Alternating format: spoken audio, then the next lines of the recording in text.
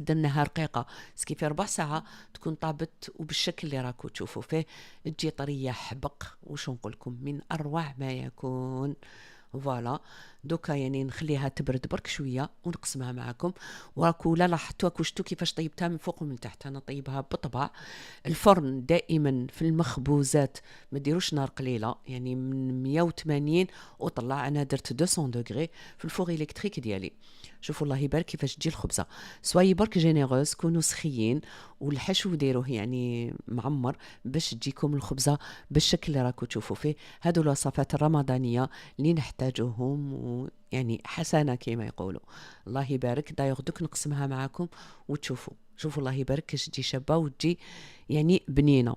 شوفوا كي قسمتها غير بالفرشيطه كيفاش تقسمت معايا، كيما ما نفهم نقول لكم باينه شقاله حواشيها، والبنه راهي تنتق يعني من الصوره. فوالا. هذه هي.